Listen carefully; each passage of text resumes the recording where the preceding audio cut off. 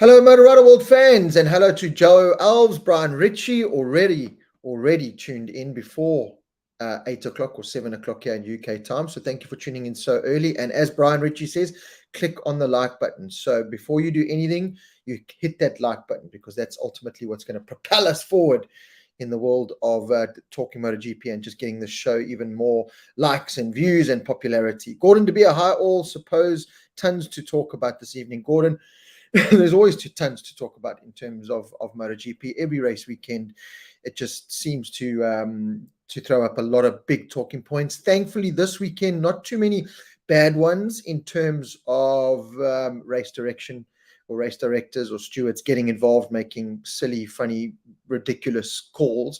Let the racing happen. In terms of the racing, main race wasn't massively exciting. Jorge Martin just stamped his authority pretty much on the race weekend. But yeah, either way, we've got lots to talk about because off track, there's a lot to talk about. We'll touch upon the Misano test that happened today and everything that came out of that. So yeah, stick around. It's going to be great. Jacques Smuts, El Camino, Makil, Adrian Rousseau. Good evening, everyone. And Robert Ferreira, John McLaughlin, Mariana Cronia. I hope I said that right, Mariana. Good evening to Rob and everyone. Good evening to you. Shanghai Rob. Good evening, Uncle Rob, from a sticky Misano hotel lobby as just getting ready to ship out here in the next hour. Okay. Glad you got to join us. Thank you so much for tuning in. Dustin Delaporte. Hey, Uncle Rob. Hope you and the family are doing well. Dustin, we're all good. Stephen Berry, yawn. Brad crashed. I'm over Misano. It's crazy how you become that person. As soon as Brad did crash, I also kind of went, well, started looking, at social media a little bit more, catch up on some work. I even thought about doing the dishes at one stage, and I had to slap myself and carry on watching the rest of the race. George Haji Poto, Clive Turnbull, Tafiq Ojar. Always great having you, Tafiq. Thank you so much for joining in. Shamaz 9. I hope I said that right. Hi from Tux and Charms. Brenda Boehm, thank you so much for joining us. So, ladies and gentlemen, as you would have seen, we had a great episode last week with Dave Peterson. And as far as auditions go for kind of a more permanent co-host, although I do like mixing it up, Dave Peterson certainly is at the top of the tree at the moment. Had a lot of good feedback, a lot of good comments from a lot of people that tuned in saying Dave Peterson was great, and I certainly think we'll be getting Dave on a lot more often. Another guest that I'm giving the opportunity to tonight is someone I've known for a long time. He's a MotoGP nutter like myself. He's very informed, watches it with probably even more of a hawk eye than I do, to be honest. Some of you who are very keen MotoGP followers, certainly from back in the day, Welcome days in South Africa, the last time we hosted a MotoGP, might recognize his voice, might recognize the face and the voice indeed. So let's see how good you thought I was top of that list. Stephen Berry, you're in the top 3, I can tell you now, but I think you got a long lap penalty for some reason. I think you exceeded track limits, or you did something, but you've got a long lap penalty, which has nudged you back a little bit. But ladies and gentlemen, I'm very pleased to welcome my next guest. He's all the way from South Africa, all the way from Benoni, where they make them right. Paul Scott, thank you so much for joining us. How are you doing? Yeah, Rob, fantastic. An absolute pleasure to be here, and welcome to all the guys that are following this on live streaming. It's absolute pleasure to be here. And like you say, there is so much going on, and rumors and stories abounding almost out of every corner of MotoGP. It's crazy, eh? Before we jump into that, Paul, just for those who don't know, you actually were the man behind the microphone at the Welcome GP. Was it the first or the second one, or both? No, Rob. So we had 5 in a row. 10-10-99 was the first one. I didn't do the commentary, and I did the commentary trackside. So for all the spectators who went to the next 4, I did all the trackside commentary. And yeah, it was an absolute blast. Pity that we don't have racing here anymore. But yeah, that's how it is. Eh? But yeah, it was absolutely fantastic. And I thoroughly enjoyed it. And it was just something that gives you so much more insight into what's going on, because fortunately I had the red paddock pass, so I had access to everywhere and everyone, which kind of makes a big deal. Eh?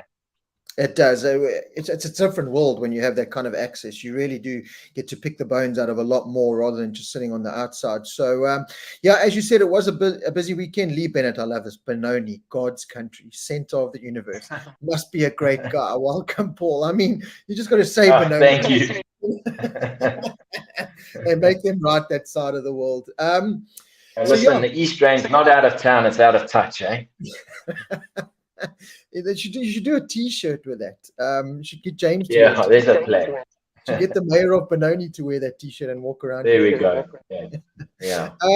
So, Paul, before the race weekend even got started, I mean, we'll touch upon, not too much to talk about in terms of the racing. I think, off track and certainly the testing and Danny Pedrosa is a big talking point, and KTM and one or two others. But before the race weekend even got started, now we've heard these murmurs of people saying Marc Marquez is going to leave Honda. Then there's the other side saying, well, he's got this contract, he's not going anywhere. And you kind of heard little murmurs, and you were, okay, that people are just entertaining the fact that Marc Marquez will leave. But this weekend at Misano was probably the biggest shouting that we'd heard of. Marc Marquez is now leaving. He's going to Gresini Ducati alongside his brother, him and his brother. Gresini Ducati, Estrella Galicia money is going to fund this team. The fact that Gresini Ducati are stalling the announcement of who their second rider is going to be, it kind of plays into that. I kind of said, well, I think he's waiting until Monday to, the test of the 2024 prototype. The big boss from Honda was taken out of his little comfort zone in Japan, flew over to Misano to obviously talk to Marc or see what's going on. That never happens. They don't like leaving their comfort zone. So what do you make of this bombshell that Marc Marquez is going to leave Honda and potentially join Gresini Ducati alongside his brother? Well, I think that up until yesterday, probably after the warm-up session or the morning session yesterday, I think it was a done deal.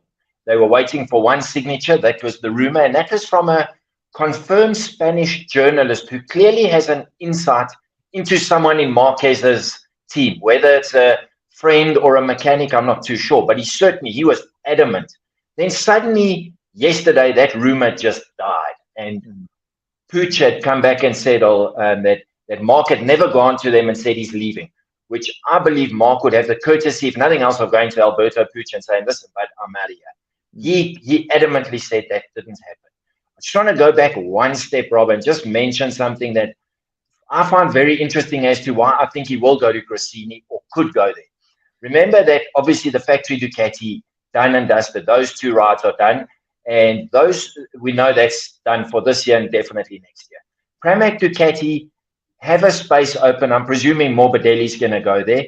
But Pramac Ducati is run by the factory. It's Ducati. The fact that Pramac is the sponsor is, I don't want to say irrelevant, they're throwing cash at it. But Ducati have 100% say there. However, with Gresini and obviously Rossi's team VR46, the team have the say. Obviously, Ducati are going to sign it off. But if Gresini go to them and say, listen, we've got Estrella Galicia money plus whatever else, and we've got Marc Marquez, I think Ducati are going to say, yeah, put that pen on the paper immediately. So I think we're in a bit of a conundrum because we haven't discussed it yet. But after today's testing, for those who didn't follow it or didn't see, Marquez is not a happy camper. His first impression was, we're no better off than we were yesterday. And I think he was expecting to jump on a bike that, at that level, if it's 10% better, he's in with a chance to win. I don't think that bike's 1% better. And straight away, his voice was, to me, his comments that he posted now seemed to me that he, as much as yesterday, I think he had decided to stay. Today, I think he might have changed his mind. It is. It's, you've got. I look at the bigger picture of the whole Marc, and people say, yeah, but he's got a contract. Contracts mean nothing these days in MotoGP. Marc could quite happily buy himself out of his contract. He doesn't need the money. It's not about the money. It's about Marc Marquez and the timeline that he's got left to win races and win championships, which has been cut short by that big injury that he suffered. And the last 2 years have been wasted with Honda. And if you look from the start of this year, Marc's had a pretty uninterrupted in terms of going back to his previous physical injury, but he's had quite a few laps on the bike this year trying to develop, and it hasn't gone forward. Not even with Marc Marquez. And Marc Marquez has one thing he's proven is, yes, he can ride a motorbike fast and ride it past its ability, as did Fabio Quartararo. But those days are gone. There's too much competition now in terms of other riders and Ducati and Aprilia and now KTM. So Marc Marquez is not a development rider. He can't develop. So climbing, that's what made today's test so crucial. He wanted to climb on a motorcycle today that he could foresee okay, I can work with this, or yes, I'm not going to have to work as hard. But he doesn't want to waste energy developing a bike. And it's horrifying seeing this Marc Marquez ride around in 11th place, not wanting to crash, trying to get data, and it's horrible seeing this development. Marc Marquez, I hate it. I can't stand it. Yeah. I want to see Marc Marquez going sideways, riding like Brad Binder, throwing it on the inside of guys. I don't want to see this cautious approach. Marc Marquez riding behind Jean Mir to see his bike, and there was a little bit of a glimpse of it on Sunday when they had to run the soft rear tire and they got away with it. Marc with a brilliant 7th place or whatever, but Marc cannot develop anything. Another thing that was a big kick in the teeth to the whole Marc as a development rider and Honda where they've got it wrong is Danny Pedrosa's performance. Now, Danny Pedrosa, I don't want to say the Repsol Honda forced him into retirement, but in a way it kind of did, because he stood there going, well, what future do I have here? Well, Honda don't really want me. They've put all their eggs in the Marc basket. I can't ride this bike that Marc's developing. Let me call quits at whatever it was, 32 years old or 31. I mean, the guy's proved he's a couple of years older than Aleix Espargaro, who's still winning races. Danny Pedrosa could very well still be winning races. But Honda and their foresight kind of just ended that. And instead of Honda going, right, Danny, you come along and you be our test rider to help take. No, you're too small. We can't develop a bike around you. Goodbye. We've got Marc Marquez. The next sign Honda should have taken that their bike was on a hiding to nothing was Jorge Lorenzo. So Lorenzo, we all know the talent that is Jorge Lorenzo. He climbs on a Ducati, takes a little time, but he wins races on Ducati, and Ducati let him go way too early. I think if Ducati had given him another year, they probably would have won a world championship with Jorge Lorenzo. I know a lot of people might disagree with that, but I think so. He then climbs onto a Repsol Honda and does nothing. Now, I'm not saying that Lorenzo was in the greatest frame of mind then, or certainly at his best physical peak or mental peak, but there's no way he's a 5-time world champion, climbs on a bike and runs around the back of the field. Now, that's when Honda should have rung those alarm bells, because that's when they should have gone, geez, you know what? We've got a bike that only Marc Marquez can ride. He has to override the thing to keep it where it is. And surely you can't build the foundation of a product around one guy overriding a motorbike, as Yamaha are now seeing, and the likes of Danny Pedrosa, Jorge Lorenzo. I'm just using those two as a kind of yardstick.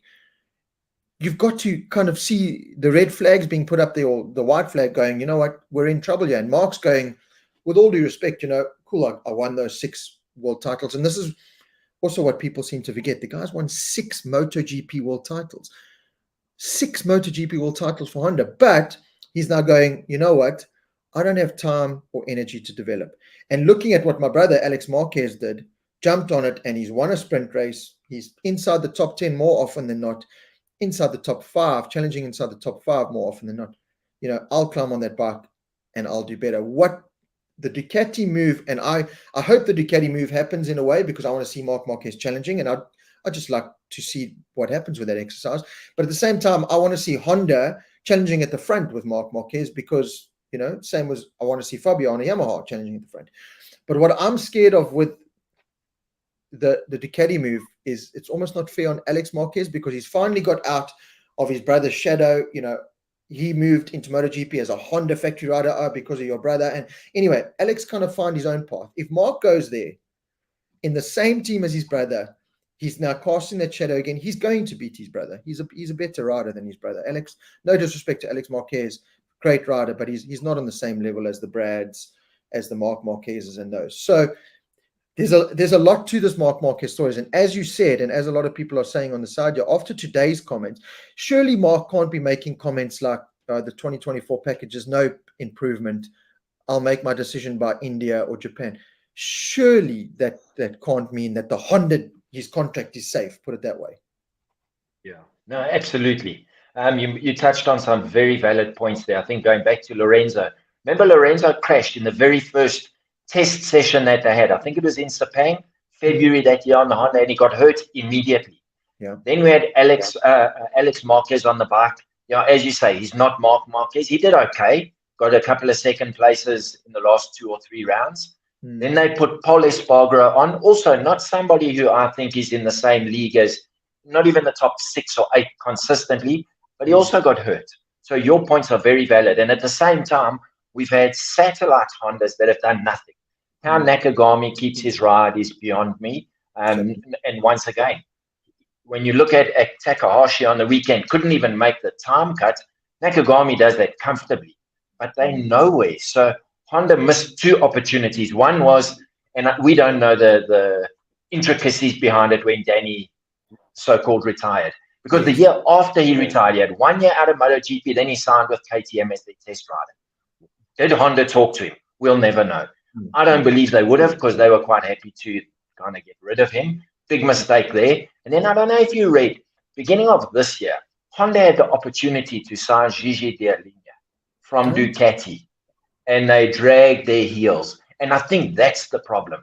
The Europeans, and this is what seems to be coming across, when Brad says to KTM, guys, we need to try X, Y, and Z, that day, someone's on the phone to the factory and says, boys, this is what we got to do. 100%. That's what Ducati are doing.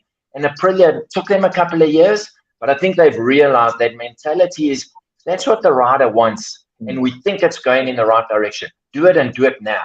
We would go back to the Japanese, and I understand it's probably a cultural thing. It's got to go down 15 different channels, and then they've got to have a meeting, and then someone's got to sign it off. And if the engineer in Japan feels it's not right, they put a hold on it. Yeah. And I think that's one of the limiting factors where certainly the Europeans have realized. I mean, just have a look what Ducati have done with all the downforce and aerodynamics. As much as me personally, I think it's going to kill MotoGP because of the lack of overtaking, tire pressure problems, etc.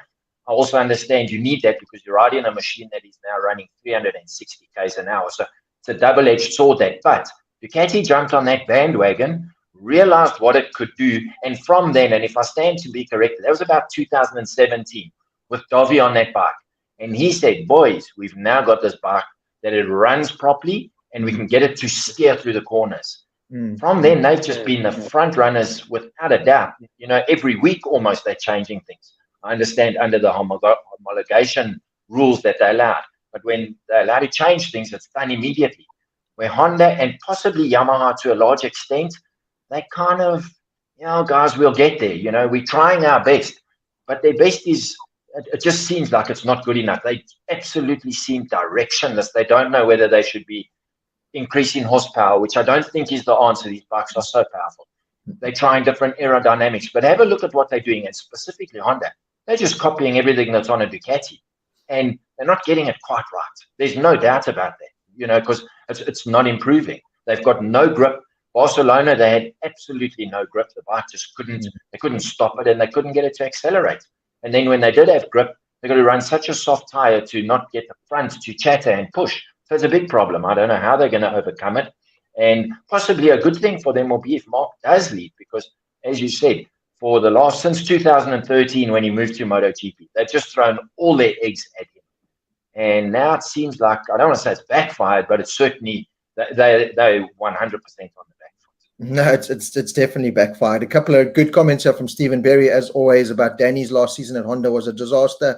Joan Mir, can we start to back your buddy for Joan Mir? Because, you look at Joan Mir, Pol Espargaro over the last couple of years, Cal Crutchlow kind of made it work. But, you look back at it now and you think, well, if Cal, on Tech 3 Yamaha, he was good, then he jumped ship to Ducati, and then we know with Honda. But if he had, stuck out with Yamaha or something, Cal could have been a serious championship contender, because on the Honda he showed great glimpses, and he said throughout his Honda time, he never once said that he was always on this consistent package. He was always like, geez, this bike is so inconsistent. 1 minute I can ride it, 1 minute I can't. And that's kind of like, Marc Marquez was able to push the envelope. We know that, but the signs were there, and that's what irritates me with the Honda. As you said, they're so stuck in their ways, and we've spoken about this theme so many times, and I saw it play out with Darren at Yamaha last year. They're so stuck in their ways that they just, I don't know what it is, if it's culture or something, but they just refuse to kind of just take that next step and just cut ties, throw that rule book away. And we see it with their production bikes. You look at World Superbikes, Honda are doing nothing. No, And every week there's a new swing arm coming, there's a new this coming. And geez, how many Marc Marquez has had 6 different bikes this year, and they've found nothing. So whatever you're doing is not working. You got to go the other route. But what is the other route? That's what I'm saying, Rob. They have no direction. They don't know whether they should be working on engine, chassis, aerodynamics. I know that one of the things, and also once again, it's stuff we read. Mark said that he'll only stay with Honda if they get European engineers. Now, whether that's true or not, we don't know. But where's he going to get them from? You know, you can't just go and fetch a oak from somewhere on the street and say, listen, you've got a degree, come and help us. You need people that actually understand what's going on here. And they're now on the back foot. I would imagine the engineers in Japan are equally as gifted and talented as what they've got at KTM, Ducati, Aprilia. But are they motivated? Are they listening to what the riders have said? And this has been an ongoing thing with the Japanese for many years, going back a long time, where the rider asks for something, but a guy in Japan doesn't think it's the right thing, so it doesn't get done. Where I don't think that's happening to the European manufacturers. They've found something that works. I do think it's a big thing is the aerodynamics, because as you mentioned, Cal Crutchlow rode that Honda before they had aerodynamics. Since then, and it did happen, it was the year that Mark got injured that it really took off. That Honda has just been nowhere. And the Yamaha, not much better, although Fabio did win his world championship with aero on the bike. But I think at that time, Ducati weren't just quite right, and Bagnaia wasn't at the level that he is now, because he's certainly the class of the field at the moment in terms of having stepped his game up. As much as Bezzecchi and Brad is probably the fastest oak there on a bike that's 2% off a Ducati. But Bagnaia at the moment, he's the class of the field, and consistent. Yeah, he had a big high side, which was, that's bike racing. It's going to happen. But other than that, the guy's just unbelievable. And everyone else is going to have to up their game tremendously just to be with him. Yeah, Bezzecchi, maybe every second race. Martin as well. I thought Martin would be more consistent, although he's been very good. I think he's going to challenge, but he's fortunate because Bezzecchi's in a lot of pain, a world of pain. So Martin can count himself lucky, but saying that, he also has crashed less this season, Martin, that is, than previously, and second in the championship, and certainly running consistently fast. Yeah, it's starting to show now. Just catching up with a couple of comments. Gordon De Beer, why would Honda entertain Marc Marquez's comments? Gordon, I think Marc Marquez literally has free reign there now. He doesn't care about contracts. It's not a money thing. And I think he's speaking his mind now. Whereas before, you would be a little bit more scripted and all these problems didn't really present themselves. It's a desperate Marc Marquez. You can see it with the way he rides, the way he answers questions. It's a desperate Marquez. Just look at him in the box. He just looks so unhappy. He always used to be, I won't say jovial, certainly not a Rossi character, but he always used to look like he's sort of having fun. Now he looks like he's got eyes of thunder kind of all the time. I don't know. I think Honda, what choice do they have? I mean, on Sunday he finishes, I think it was 17 seconds ahead of the next Honda. It was more. It was 20 seconds. It was just shy of a second a lap. So no matter what anyone says, take him out of Honda. Yes, Honda have got a big problem. They'll have more races where they won't score any points in a season than races where they will. And I mean, for Honda, that's unheard of. And it's a disappointing thing to see. It is. That's exactly what it is. It kills me that we're having to have these conversations about Honda and Yamaha, because the championship, the sport would be better with them up there, same as in World Superbikes, but they're just not getting it right. And it's because they're not, as you said, working as fast, as efficient, and as smart as the Europeans. And you talk about why don't they just go hire all the best engineers? Their other problem is their culture.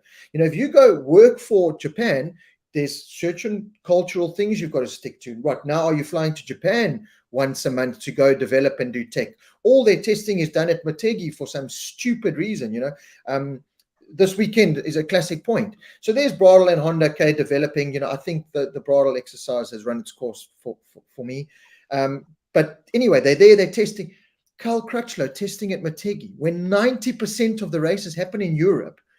At a track like Misano, in the conditions like that, at a track where you've won before, perfect, ideal time to come and develop, especially with a test on Monday to back up all that information from Friday, Saturday, Sunday, back it up with Monday.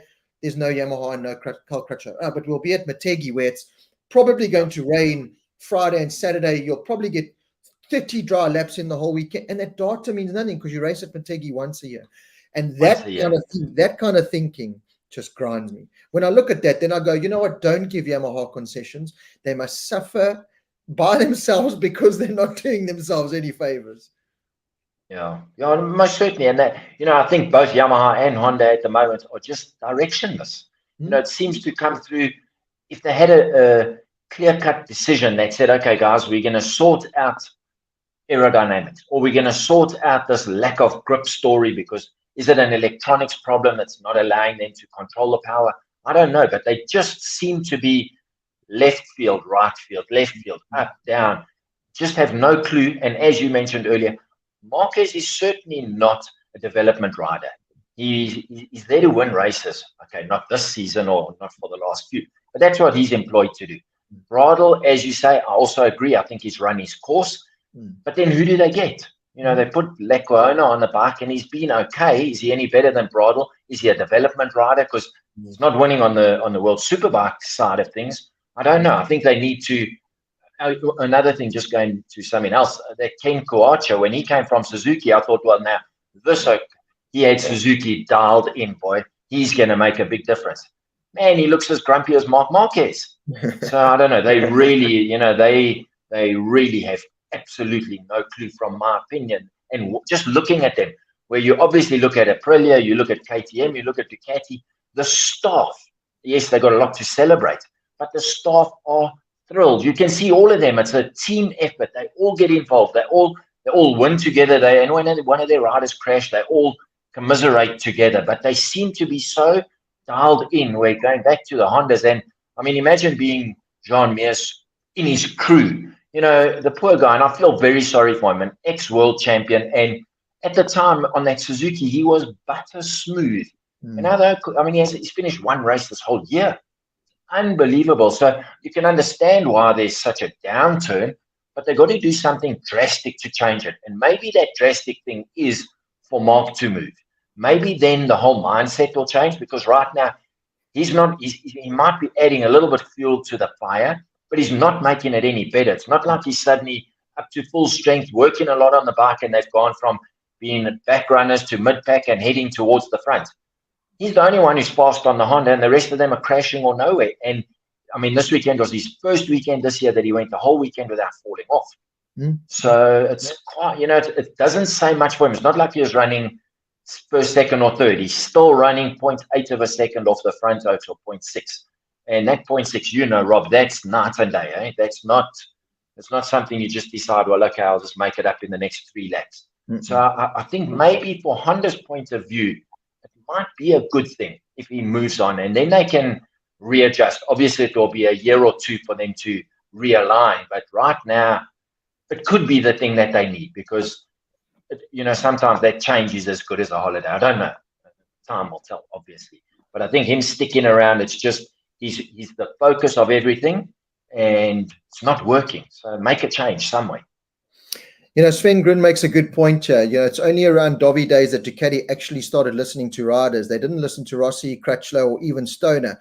And it's a very good point, because they didn't. Because Stoner said, again, he won the championship by overriding a Ducati. Okay, maybe the others weren't as up to scratch, but they had a fast motorcycle that Casey Stoner could ride. No one else could. Marco Melandri tried, Gibernard tried, Nicky Hayden tried. No one else could. And then Stoner, eventually saw, okay, well, you're ex-con listening to me. Cool, I'll go to Honda, because I'm not going to win another championship with you. I've got to. So they were in the same boat. But what did they do? They went and they got a proper test project set up. They went and hired guys, and like you said, had a proper test set up. Michele Pirro races Italian superbikes on Pirelli tires. He does world super. He's got all this information and he bags it. And Ducati tried the Stoner. They had Stoner as a test rider. They've had top minds in that project. Again, if you look at KTM this weekend, Danny Pedrosa as a wild card in the race, Who's his crew chief for the test project? Maverick Vinales is ex-Yamaha crew chief. Yeah. It's not like they've got some, as you said, some guy they've picked off the road with a college degree. They've got a proper MotoGP tech there. So it's not this little project and, okay, let's see what we can do. They've thrown the kitchen sink at it and they get results because now carbon fiber frame. I mean, even Simon Crayford was like a kid in a candy store with KTM. Absolutely. And they rolled it out. It worked. Brad and Jack used it today. Jack certainly looked like he benefited the most from it. I haven't heard the comments of the riders yet, but Brad was right up there. Jack was up there. So you're taking these steps forward where, okay, well, Yamaha rolled out to me what looked like the exact same motorcycle as when Rossi raced all those years ago. Fabio Quartararo went out, did 50 laps. Yeah, I went a little bit faster, yay. But their problem is not, and Fabio said it, it's not necessarily a fast race lap. It's when we can't qualify, then we get stuck behind guys, we can't pass them because we have no acceleration. So what does it mean? Yeah, we've posted a decent time inside the top 5. And Maverick Vinales, to his credit, okay, he handled it wrong with trying to over-rev the engine and blow the thing. But he said for a couple of years, there's something wrong with this bike because when I go testing, I can be fast in it. But as soon as you throw me in the mix with other bikes, this thing doesn't work. Okay, well, that's why he's sitting smiling on an Aprilia saying, I told you so. I showed you, yeah. And also going back to what Sven mentioned there, when Ducati hired Dovi, that was the same time that they poached Gigi from Aprilia. Eh? Yes. I think it was a year's difference.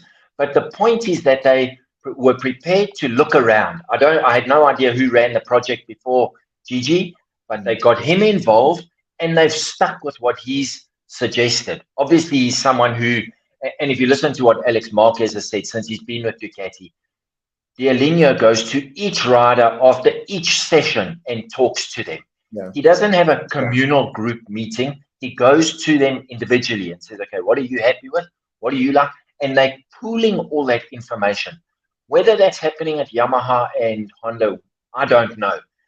But if I had to guess, I'd say, someone from Honda is walking to Jean Mir and Mir saying, but listen, what about this and that? And he's like, but you come in stone last. I don't actually care what you say. Mm-hmm. And then he goes to Nakagami or whoever's on the other bike and says, what do you say? I mean, poor wins the race, then he breaks himself that he can't, whether he rides again this year, I'll be shocked if he does.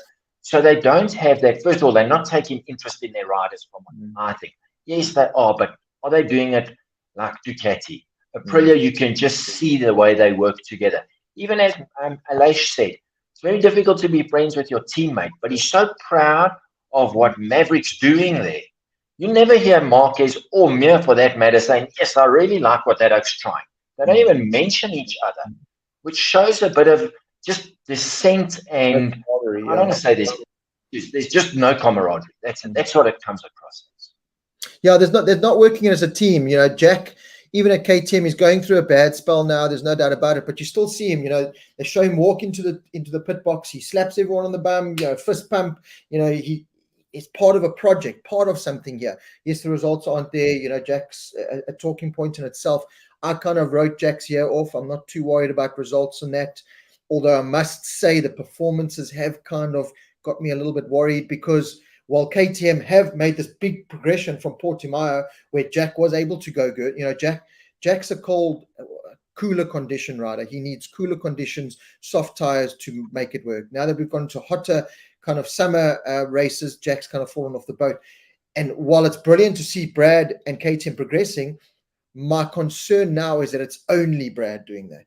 He's finishing 17, 20 seconds ahead of the next KTM more often than not. The great thing with Ducati and Aprilia now is they go together. There's not one Ducati performing and the rest not performing.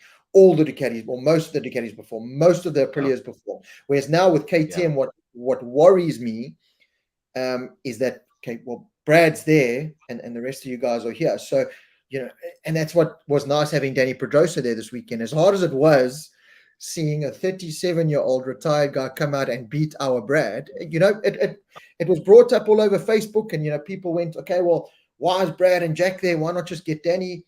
Listen, it's a different kettle of fish saying to Danny Pedrosa, listen, you're going to do 1 or 2 wild cards. To commit to those races mentally, it's a lot easier than you've got Brad and Jack who, I'm not taking anything away from Danny Pedrosa. Don't get me wrong. The guy 100. is an alien. He's one of the original aliens. He will always be an alien. But his approach to the race weekends a little bit different to Brad, who's thinking championship, done all these races. He's got to think, right, India, Japan coming up back to back. You know, Danny Pedrosa's thinking, well, after this weekend, I'm going to climb on the couch maybe for 2-3 days to relax, and then whenever the next test is. You know what I mean? So it's a different approach. Yeah. But having said that, there's that progression again. And this is, friends talked about Fabio Quartararo here. Fabio Quartararo is not a mentally strong rider. He mentally picked himself up to win his world championship, great, and the Yamaha was working okay. But he's lost himself. Fabio Quartararo is a wounded puppy. He's lost. And this is where, again, okay, I'm patting the back of this guy in particular. But Fabio is not a development rider. We know that as well. But when things aren't going right, some guys just shut off in a way. You know, if you look how Marc's handling the press now, you look how Fabio's kind of handling the press, and just their whole demeanor in MotoGP weekends. Even in the tough times at KTM with Brad, when we were all saying, Brad, jump ship, get out of KTM, when he had all the right in the world to go in front of a microphone and say, this project's not progressing, I seriously need to think about this. I'll see how the test goes on Monday and I must make my mind up. Brad never did that. Brad went, the team are working hard. We can, you know what, and you've got to see in a modern day time, in the days where we live in, where in football, racing, everything, contracts, it means nothing. There's no loyalty anymore. There's none of that. And this guy stuck to his guns, and he's put his name with this team. And I bring this up because if I look at the implosion of Yamaha and Marc at Honda and what's happening there and their riders and how they affected and how they almost cowering away, and it's not our fault, it's Yamaha, Brad never did any of that. Brad never pointed the finger and said, KTM, you are to blame. It was always us. And I think that's, as you said, the camaraderie is gone because it's pointing fingers now. Yes, Yamaha and Honda are to blame, yes. But at the same time, you're riding the bike. And as I said, has Fabio and Marc improved the package so far this year? No, they haven't. Not really. I think going back to Brad, one of the things with him coming from Africa, where you're kind of the forgotten continent, he's had to work that much harder than everyone else, no doubt, and absolutely no doubt about his ability. But I don't believe he's got a sense of entitlement. In fact, I know he hasn't. So that's why he works with the team. And when it's not going good, he's with the team. They take the good with the bad. He's fallen off. His mechanics have never said to him, oh, you clown, what are you doing? They've backed him 100%. Where I get the feeling, and maybe that is the right kind of scenario, Honda and Yamaha, they kind of like, well, we're the big dogs here, we should be winning. Marc, you go make that bike work. Fabio, you go make that bike work. We're paying you X amount of dollars.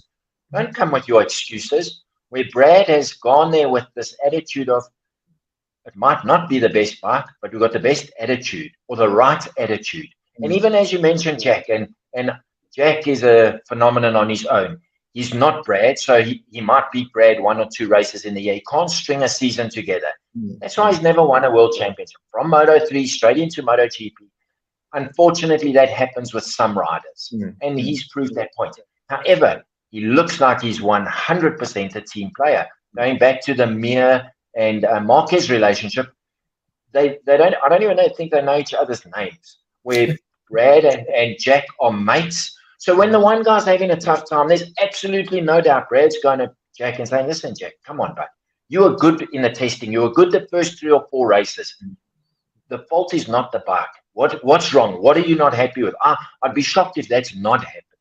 Where the other teams, definitely it's happening in Ducati, and we know there's maybe a bit of rivalry with Bagnaia and Mazecki, but I can guarantee you that through the Ducati channels, they're all talking. They're all working together. These Japanese oaks, I think they need to catch a huge wake-up. Well, it's going to be another 3 years of European dominance. I mean, if you look for Sunday's result, yes, Marc came 7th. But up until 13th, it was all the European manufacturers bar Marc, which was, let's face it, it was the exception to this year's racing. So they need to, and I don't know, we'll never know what they need to do because it's not a quick fix situation. If people thought Honda were going to wheel out a bike today and Yamaha that was suddenly going to put their oaks top 2 or top 3, well, you're dreaming. Maybe a one-lap wonder, which we know Mark can do as long as he's following someone. But there was no ways they were going to supply something that was suddenly going to be manna from heaven. It's not going to happen, and they need to find the solutions, both teams. And I mean, Morbidelli, you don't even see him anymore. No. I mean, we know how talented he is. Runner up in the championship, Moto2 world champion. These are not guys that are, your Sunday fun riders. These are proper, the fastest of the fast, and they're struggling. And I think Morbidelli's going to be probably as good as, maybe even better than Zarco once he jumps to Ducati, presuming, and I think that's also a done deal and will be announced soon, that he's going to go to Pramac, because where else is he going to go? So I really think he'll be a surprise when he jumps on that bike, because look how good he was 3 seasons ago on that Yamaha. So let's just to end off the Marquez, Yamaha and Honda kind of conversation, then I can catch up on a couple of comments here. You were saying maybe it's not a good thing, but maybe it's the wake-up call Honda need if Marc leaves. Okay, now we know that Fabio is kind of tired and he's not making as much noise of leaving Yamaha as Marc is with Honda. If Marc does, now in Japan or India, we hear this news, Marc Marquez is going to Cristina Ducati.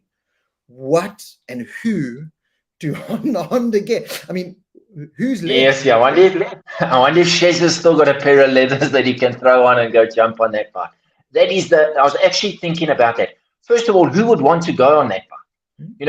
Okay, let's take Pedro Acosta.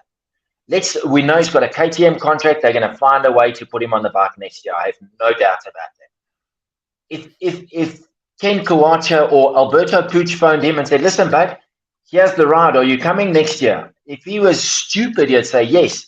If he's got half a brain cell, he'd be like, boys, I think I'll stick to my Moto2 bike if he didn't have an option. I honestly don't know who would want to take that ride.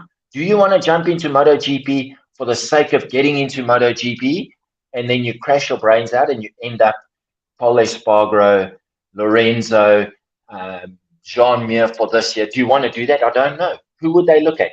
Jake Dixon? I don't believe he's the rider. Tony Arbolino? I don't know.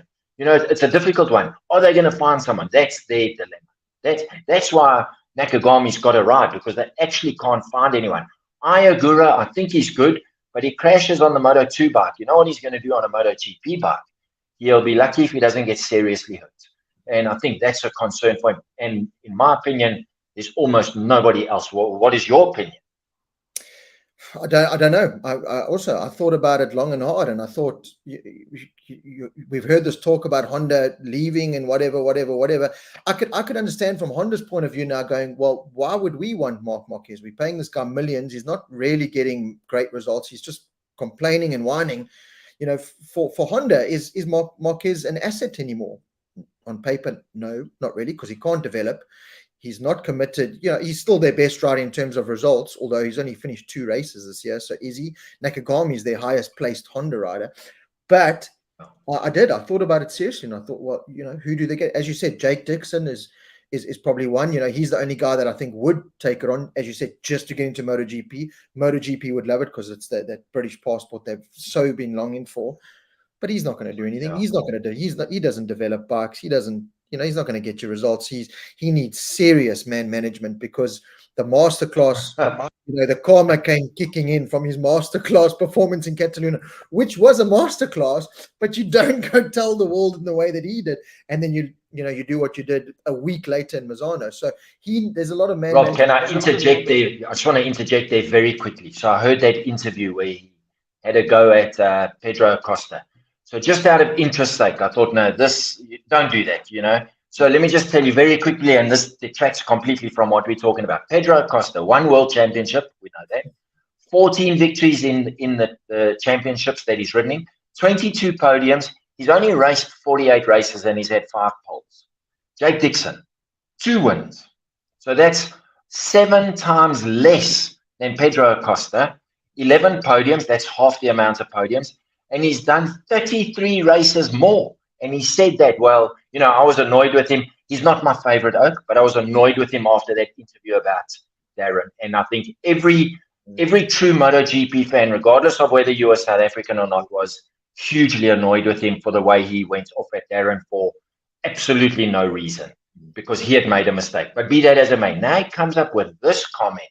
I was like, bud, I was actually, I don't do Facebook, but I was going to go on his Facebook and say, listen, Clown, let me show you the statistics and what a chop you actually are. But anyway, so yeah, I wouldn't choose him. Like you say, his personal demeanor, man skills are useless. But I don't think he's in the same league as the guys that are riding MotoGP. Yeah, just like me, I was very lucky enough to once or twice be able to beat Sheridan Moraes on track and Brad Binder. Okay, he was 13 or 14 years old, but still I beat him. So that's like me after the interview going, or after the race going, what a masterclass. Sheridan Moraes races overseas and you know what? It's just, no, exactly. I had that exact same sentiment. As soon as he said that, I thought, you've just called out the guy leading the world championship. Correct. And he's won a world championship, and he's without a doubt the best rider in Moto2 at the moment. Without a doubt. He's made some stupid mistakes, but he's league. And then what did Dixon do this week? Ninth, I think. Come on, just wind your neck in a little bit. And I understand you need to have a lot of self-belief, but do it the way Brad Binder does it. Do it the way Bagnaia does it. I must say, I'm not a big Bagnaia fan, but I have so much respect for him because he comes across as being a humble. He's worked hard for what he's got. He's on a pedestal with Ducati, which is like, I presume, being the top dog in Europe for the sport that you're in. But he just comes across as not being that guy. And that's what I really respect. And so do most of the others. But Jake Dixon certainly takes the cake. And finally finishing off on the Yamaha and certainly the Honda thing. Honda aren't even going out and, there's Jorge Lorenzo. Okay, he's not in his fittest, finest form. But if Honda go to Lorenzo now and say, Lorenzo, come, we'll pay you big money. We'll put a proper test program together in Europe. So you're not traveling to, when I spoke to Carl last year at Aragon, when he took over from Dovi and he was Darren's teammate, I asked him about the test rider role, and he says, it's good you go testing every now and then, but the problem is, you're flying to Japan half the time and doing this, and Lorenzo doesn't need to do that. He doesn't want to do that. I want to ride bikes, but with that little travel as possible. So you put a proper European development team together. You say Lorenzo's only 36, 37 years old. So he's the same as where Pedrosa is. It's a 5-time world champion there. And you say to him, right, help us sort this now. Help us sort this thing out. I'm telling you now, if you go to him and stroke his ego, Lorenzo's a rider. If you stroke his ego, he'll do anything for you. Okay, I'm not saying he's the answer and he's a development rider by any means, but it's better than Bradle. It's better than what they've currently got, and that's what frustrates me. Is there's just no outside. Ray Hendy makes a good point here. First of all, that Dixon is stupid enough to make that move, which he is. But Zarco, Honda have got Zarco going into the LCR project. If Mark was to leave, I could see Zarco going from his LCR contract into the Repsol contract alongside Jean Mir. And then now you're only filling up the LCR position, which is a little less of a headache, which then a Jake Dixon, I think, would probably fit into that. I think Honda would move, if that scenario happened, I think Honda would move Ayogera up because he should, he's the right nationality. He'll bring the sponsors from Japan that they need. So I think that would be probably a better move than Jake Dixon. But as you mentioned, they're looking for that British passport to move into MotoGP for all the sponsor reasons, TV coverage, etc. So that could also pan out. Just on Zarco, somebody who he's disappointed me more often than he's made me smile. I'd love him to win a race as much as I wanted Colin Edwards to win a race, but I don't think it's going to happen. And he's running out of time. Unless by some miracle he can adapt to the Honda, we know it's not going to happen next year. But you never know. If Mark moves on, he will be the top dog in Honda because I think he'll be a little bit better than Jean Mir. He could be that catalyst to invoke the change. And coming from Ducati, he might have, whether he brings crew chiefs with, we'll never know. I wouldn't see Pramac sending Oaks to Honda when they might have someone like a Morbidelli moving in there, but that time will play that out. But that could be the catalyst that we need. I sincerely think with Honda and Yamaha, there has to be a big shakeup. Yamaha, to me, they need to get rid of Lynn Jarvis. My opinion. I just think he's stagnant. He's old. He never old, not maybe in years, but in doing the job for too long. blinkers, maybe. I don't know. That just to me, I've always felt he's the limiting factor with Yamaha. 10 years ago when Rossi was there, 12 years ago, he was new in the team and he was very motivated. Now you listen to his interviews. He's exactly the same as Mark in his interviews. Don't worry about Alberto Puig. He's got no personality. So his interview, whether they've won the World Championship or come last, the voice is the same. But Lynn Jarvis he's just got that negative demeanor about him, from what I can see. And I think that could also be a stumbling block for Yamaha. People might shout me down, but that's my opinion. I've watched this guy over many years, and the minute Rossi left, his demeanor changed. He's very much if you look at Lynn Jarvis, he likes to focus on one rider. He did it when Rossi was the blue-eyed boy. Then Lorenzo came in, and the Rossi time kind of faded. That's why Rossi moved to Ducati, and then Vinales came in, and he kind of went to him, and then Quartararo came in. So he's not, he doesn't seem like that team manager that's able to keep it all together. Where Tardozzi and them seem a little bit more adaptable to other riders. KTM have got a spot on the best out of everyone, it seems, for the moment. But why don't Yamaha pull Davide Brivio back in? That team with Rossi and Brivio was the year Rossi won the championship moving from Honda. Yes, I understand he's at Renault in Formula One and they must be paying him huge ammo. But come on, Yamaha have not short of budget. He's the guy that should be running that MotoGP project. To me, he was, they interviewed him a couple of races ago. I can't remember. I think it was at Mugello. And he's just so enthusiastic. Then they interview Lynn Jarvis half an hour later, and you think the oak's just going to his brother's funeral. I really, that to me, I think is part of the issue. Yeah, we don't know. Yeah, I agree with you fully on that. I really do. In terms of Ayagura, I know that he's even wanting to leave that Asia Honda team. He's looking for another Moto2 team. So I think he's also potentially looked at Honda saying, right, you're coming up. And he's saying, well, no. And the only way I can get out of it is by leaving. Tafiq makes a comment here. Brad Binder would be good on the Honda. Honestly, his riding style would work if you look at how Mark rode it historically. Tafiq, I must disagree with you on that, because Mark's riding it the way he used to and is still not getting it right. The Honda package is just terrible. And I can tell you from the couple of races that I've been to at the track, you can just see, even when they go on board with Marc Marquez and he's following guys, and that you can just, that the thing's got no legs coming out of corners. Every debrief I went to, especially Nakagami was a little bit more open and honest with the debriefs, especially at the last one I went to Silverstone. And I still asked the question, Nakagami, Tucker, looks like you're throwing aero and new wings and that, but every debrief I've heard you say, it's got nothing to do with aero. It's about how the rear is spinning, the engine's performing, and electronics are holding back. Why aren't Honda kind of focusing more on that? And he kind of looked at me and, very basic English went, it's the same question I ask. So Honda are just getting it wrong. And listen, Brad Binder is a phenomenal talent. I can tell you that much. He's not going to climb on that Honda and do anything more than what a Marc Marquez. Yes, Marc Marquez is not fully committed, don't get me wrong.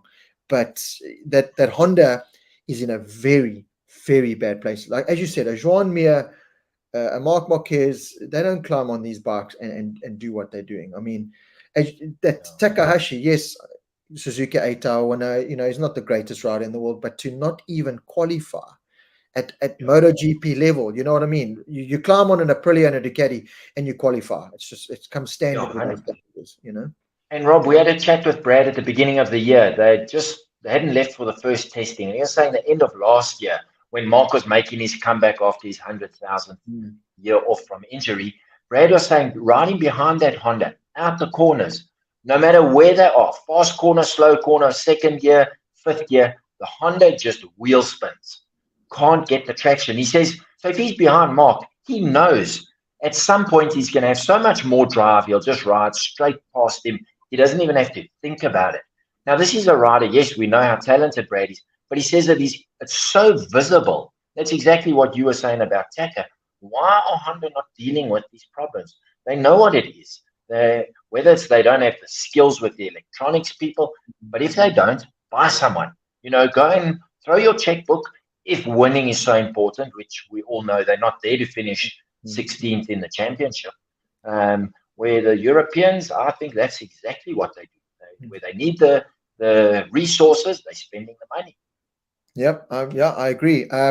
Con Okay, Paul, let's see if you can mention this name here, because I love the comment, but I don't know. I can't mention. Oh, he needs his Put my glasses. glasses He on. needs his Old glasses. age, eh? Con On Keratoloitis. Okay, Must there be we a go. nice Greek boy.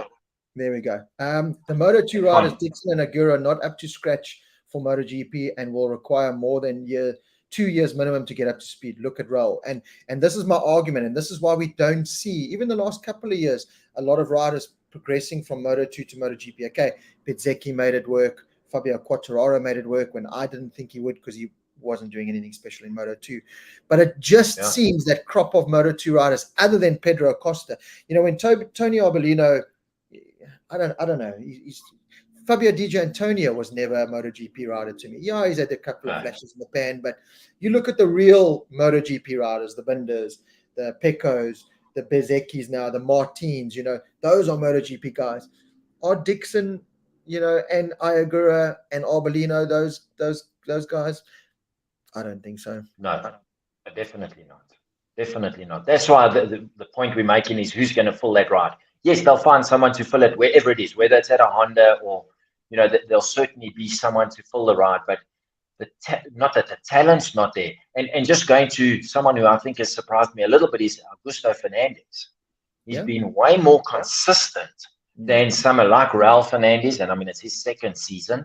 I was expecting more from him. He didn't gel with the KTM last year, but he's on a great bike this year. He's done okay, but certainly I think as a rookie, Augusto Fernando has been better. But who's coming through from Moto2? I don't know what KTM. What do you think they're going to do with Pedro Acosta? Are they going to put Jack on a testing program, or Paul Espargaro? With all due respect to Paul Espargaro, you've got to go for the youth. Augusto Fernandez, I agree, deserves to stay there. Although he is a bit of a yo-yo, he's one of the taller riders as well. As you can see at those tracks where you're always on the side of the tire, always on it. He battles a little bit more because of that weight. Or it's not even weight; it's just being a taller rider. Yeah. But from going back to the Marquez thing, from the conversations that I've had with people in the paddock, the Gresini Ducati team contract for Mark is literally a 1-year deal, because 2025 he's a KTM rider. Marc Marquez is a KTM rider from what I hear. He's really tight with Red Bull. Obviously Red Bull kind of own KTM, so that all makes sense. So the Gresini Ducati thing is just a year. As far as Pedro Acosta goes, he's got to be taking the would you rather make Jack Miller a test rider or Paul Espargaro a test rider with a lot of wild cards?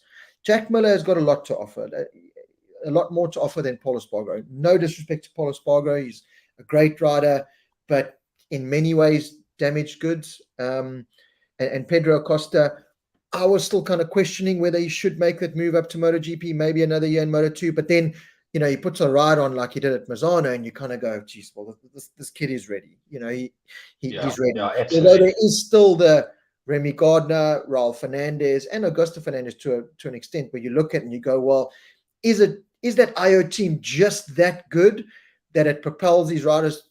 Are they that good of the rest of the Moto2 field that it makes them look phenomenal? Then they climb into MotoGP, where it's now more of a level playing field in terms of riders and stuff and teams, and then they kind of get cast or put back into the shadow. I don't know. I think Acosta's got something from what he did in Moto3. You don't just rock up in Moto3 and dominate the way that he did and stuff. But the Jack Miller argument, I think Jack has done enough for the team on and off track to still be there. Jack Miller caps sell. Jack Miller caps are going to sell a lot more than Pedro Acosta caps are going to sell. I'll tell you that all day long. So it's a tough exercise for KTM, because ideally the one extra bike, an IO kind of KTM, would be perfect. But Dorna don't seem to be budging on giving KTM one extra bike, which, again, if you look at the Ducati situation, is a little bit unfair. If IO were to go, right, we want to be a MotoGP team now, and we want to buy KTMs. That's what essentially VR46 are doing. Right, we'll be a team and we're going to buy Ducatis. So why can't KTM do that now with another team? The fact that it will come from KTM, okay, a little bit unfair, but what's unfair about having another KTM on the grid with another phenomenal rider? I don't see the problem with that. Exactly. I hope that Dorna are not heading the same way as Formula One, in that they making too many rules. Mm. And everything has to be approved by a committee with a subcommittee, and then the subcommittee has to speak to the rules committee again. So I was very disappointed when they wouldn't issue the fifth bike, albeit whether it's a gas or KTM, irrelevant, because I think it would boost the sport. The sport, as much as we love it and we follow it, and I don't care what happens, I'll always watch MotoGP. But I think they've lost viewership because of the fact, yes, the Ducatis are dominating. Marc hasn't been riding well. The Yamahas are not there. So they needed something. And that injection of, put this out in as a rookie, put on an extra bike. I think it was a bit short-sighted of Dorna to say, just out of the blue, no chance, we're not doing it. My opinion, and they'll have their reasons for it, which I never actually heard an official reason other than they're not doing it. But I mean, we've got 8 Ducatis. So why not have 5 KTMs? If they were worried about the number, then they should have said to KTM, we're not running an odd number, so you either put 2 bikes or nothing. I'm sure KTM would have made a plan and said, okay, we'll find someone to run a second bike. But they didn't even give them that option. So I think it was a little bit short-sighted to throw something in the mix that might have just stirred the pot a little bit. Yeah, I agree with that 100%. Just having a look at the comments here. Stephen Berry, love your point. Let's look at Moto3 for a second. There's some seriously good talent coming out of that Moto3, and that David Alonso is phenomenal. But this is the frustrating thing now with Moto3. David Alonso, 17, just made it into Moto3 this year, and he was kind of rushed into Moto3 because of this new 18-year-old rule. So there's a David Alonso, 17-year-old, winning races in Moto3. Phenomenal. The racecraft that kid has got at the age of 17 is absolutely phenomenal. Colombian passport, fantastic. Exactly what Dorna wanted. But the frustrating part is you've got these Red Bull Rookie Cup riders, Roche Moodley and others. Roche Moodley doing his 3rd season in a row in Red Bull Rookies. It's exactly. And riding phenomenally well. Yeah, what progressions they're going to be for this young? He's ready to go to Moto3 now. He's ready to go to Moto3 now and show the world what he can do. But he's not given the opportunity because of this 18-year-old rule. We know it's for safety. We've spoken about it, blah, blah, blah. But that's the frustrating part, because we could be potentially losing out on the David Alonso's and that, because by the time they get to 18, they're not the 17-year-old David Alonso on a Moto3 bike. That extra year, is it going to make a huge difference? I think so. On a small Moto3 bike, the way kids are growing up these days, it's crazy. But David Alonso, if I was Honda, I would be going to David Alonso and saying, right, they need a future. Honda need a future, because Marc Marquez is not that future. Jean Mir is not that future. Army's not that future. Ayagura is not that future. David Alonso, they need to be going to him now, because KTM have got him already. And this is where Honda's and Ducati's argument is, that KTM have got a grip on all the young talent coming through. Well, it's not their problem that they've thrown gazillions into a Moto3 project to get that right, just like Ducati. Absolutely. MotoGP. But Honda have got no excuse. They're running a Moto3 bike. So why have they been speaking to Jean Mamassia? Okay, he crashes a heck of a lot, but the kid is fast. Make no mistake about that. But when you look at the results, it's either the whatever guys that's in it, KTM, a gas, a Husky. KTM are throwing the money at the talent, and it's benefiting them long term. So, you're quite right. Have Honda even thought about going to Alonso or Massia or whomever it might be? I don't think Suzuki is the right guy for them. He's had a few seasons in MotoGP and in Moto3, and he hasn't got anywhere. But there's so much young talent, and that's where they need to bleed it from. And you're quite right. By the time he's 18 or 19, a lot of these kids have grown that they need to be on a Moto2 bike, very much like Darren was, where as fast as he is, he was just a fraction too big. And when you're running limited horsepower, weight is everything. So, it's definitely, that's the feeding ground, but KTM have tied it up. And that's foresight, and the Japanese, certainly from what we see, are not acting in the same vein. They're just saying, well, we used to win a hell of a lot, so come ride for us and you'll win. And unfortunately, it doesn't work like that anymore. Yeah, Honda and Yamaha are relying on the history books too much, which is, it's not the right way to look at it. Jumping back to MotoGP, while it's on my mind, Jorge Martin, on the Jorge Martin subject, let's look at the race weekend. Flawless, exceptional. Jake Dixon talks about masterclasses. That was a masterclass. I don't think he crashed the whole weekend. He dominated just about. He was always up there in every session. win the sprint race, dominate the main race, and he led, and he didn't, crumble under pressure.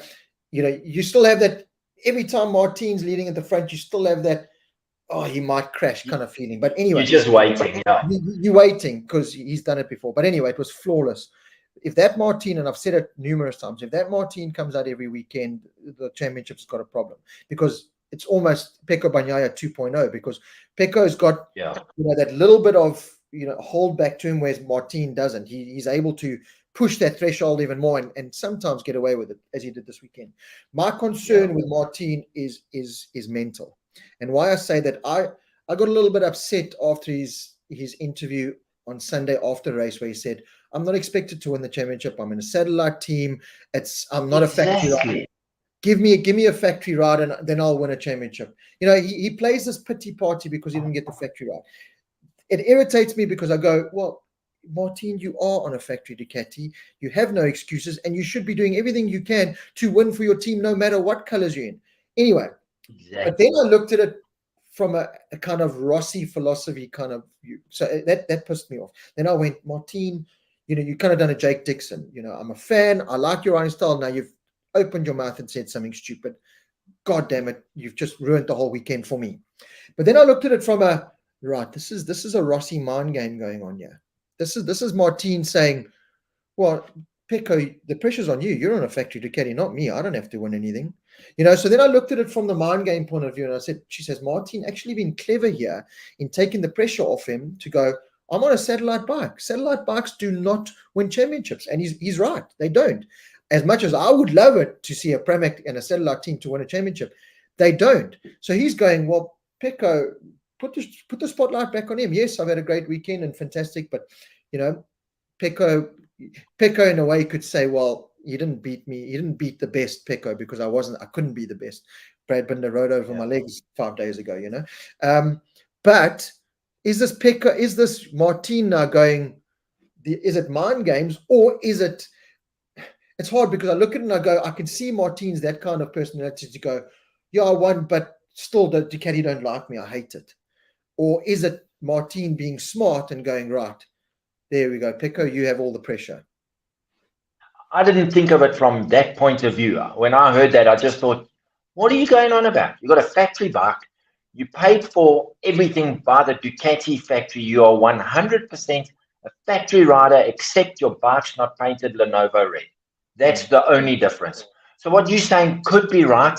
I'm going to say I disagree with you, because I don't know if he has that mental capacity, because why has he only done it now? Has somebody said to him, listen, you better get into Pecco's head, because when he's 100% better, which he'll be 95% better in India, and he'll be 100% better in Japan the week after, I think, because fortunately for him, there was nothing seriously wrong with him.